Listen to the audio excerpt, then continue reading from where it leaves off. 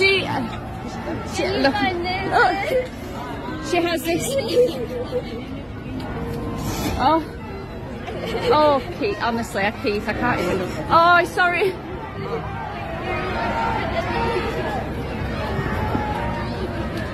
Could you put this for a photo?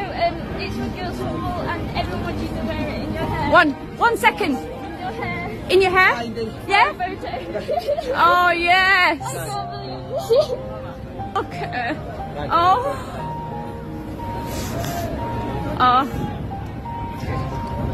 Oh, honestly. Être fan plus.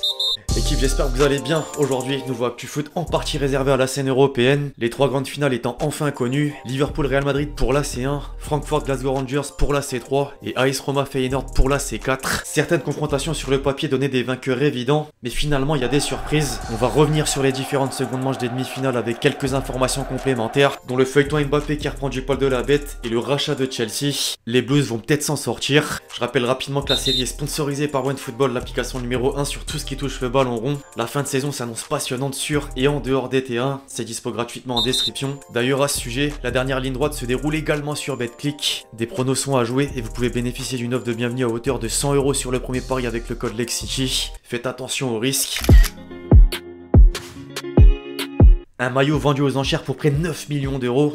Vous le croyez les amis? Il y a de quoi dire non. Et pourtant, quelqu'un vient véritablement de poser cette somme record. Il s'agit en fait du maillot de l'Argentine porté par Maradona lors de la finale de la Coupe du Monde 86 contre l'Angleterre. Un match ancré dans l'histoire pour la fameuse main de Dieu suivie de sa longue percée légendaire. L'ancien propriétaire l'avait acheté pour 5 millions d'euros en 2019. Bénéfice.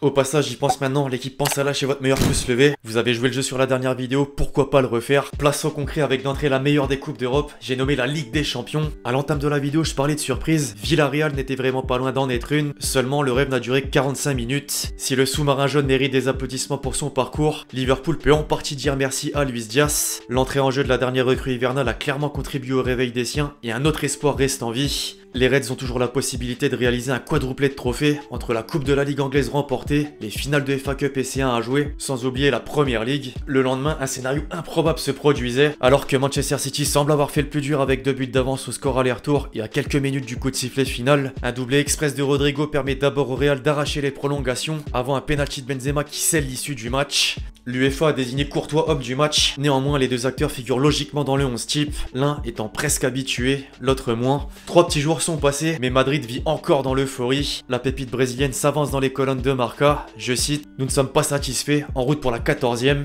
rendez-vous le 28 mai au Stade de France ». En parallèle, la déception est forcément immense chez les Citizens de Guardiola. Le technicien enchaîne sa 11e année sans parvenir à l'objectif primaire. Ce papier du Times les retranscrit parfaitement avec pour chaque saison une réaction et un descriptif. Ancelotti de son côté doit certes penser à comment battre Liverpool, or il a lâché un indice sur son avenir. Je cite, « Après les Real, oui, j'arrêterai probablement. J'aimerais être avec mes petits-enfants, prendre des vacances avec ma femme. Il y a tellement de choses à faire, des choses que j'ai laissées de côté et que j'aimerais faire. » Le Mister se dirige vers une fin de carrière.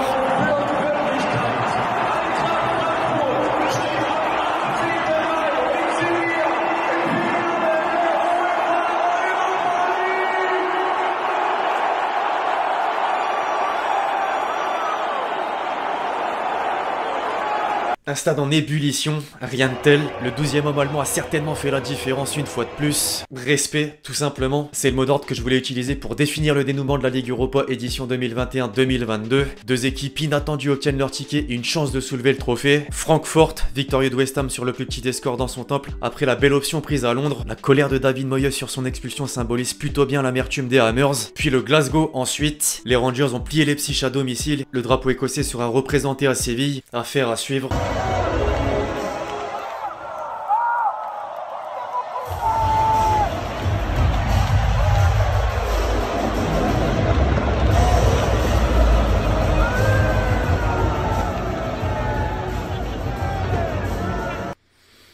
Quel dommage. Le dernier club qui portait la France à l'échelle européenne n'a malheureusement pas réussi son pari. Beaucoup trop brouillon techniquement. L'OM sort de la conférence sur un 0 partout dans un vélodrome bouillant. Les regrets sont évidemment nombreux en passant si proche du but. D'autant que Feyenoord aura simplement maintenu son avantage. AD Sport VL placarde l'artisan majeur au succès des Néerlandais sous la mention ticket pour Tirana. Le lieu de la finale qui accueillera aussi l'AS Roma. Le club de la capitale italienne s'est contenté de peu mais suffisamment pour éliminer Leicester. Pendant qu'il Romanista affiche ses supporters en feu, le Corriere dello Sport complimente Mourinho. Le Special One était rempli d'émotions jusqu'aux larmes dès la qualification acquise. Un journaliste lui a justement demandé pourquoi. Sa réponse, je cite, je ressens ce qu'ils ressentent tous. C'est un club géant sans salle de trophée pour l'importance sociale de ce club. Je sais ce que ça signifie pour ces gens et mon émotion était pour eux. Les concernés ont montré tellement de soutien au cours de la rencontre.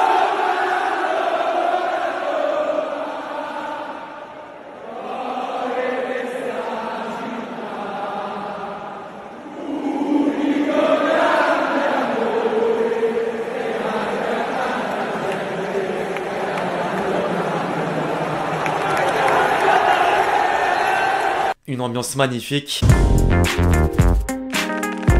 On en vient sur la page extra sportive avec en premier lieu un mot sur le mercato. Tout est écrit sur cette première page du Parisien paru ce vendredi. Mbappé et le PSG, bien parti pour durer. Dans ses pages intérieures, le journal évoquait un quasi-accord sur un contrat, à savoir pour la durée, 2 ans plus 1 année en option, pour le salaire 50 millions d'euros, et enfin une prime à la signature de 100 millions. Alors vous avez peut-être remarqué que j'ai utilisé l'imparfait. La mère de Kiki a pas tardé à démentir. Je cite, il n'y a aucun accord de principe avec le Paris Saint-Germain ou un quelconque autre club. Dans la foulée, d'autres médias ont balancé une autre information. RMC Sport croit savoir qu'une rencontre entre le clan Mbappé et le Real aura lieu la semaine prochaine. Foot Mercato a amené sa confirmation. En Espagne justement on va un peu plus loin. Ce jeudi, le Pro Madrid Marca a stipulé que la mère d'Mbappé leur avait révélé en exclu que l'option numéro 1 reste le Real Madrid. En résumé de cette longue succession, pour le moment pas d'accord entre le Paris Saint-Germain et Mbappé. Il attend des garanties sportives. La balle est dans le camp des Parisiens. Pas d'accord non plus avec les Madrilènes. Cependant la tendance est toujours à un départ. La décision finale interviendra en fin de saison. Le deuxième des sujets que je voulais aborder concerne Chelsea.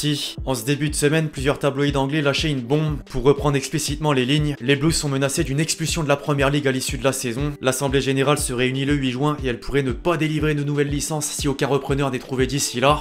Heureusement, la situation s'est décantée. Le consortium de Todd Boehly a signé l'accord d'achat de Chelsea, montant 5 milliards d'euros. 5 milliards d'euros, effectivement. Il manque plus que la validation de la vente par le gouvernement britannique et la Première Ligue. Mieux vaut tard que jamais.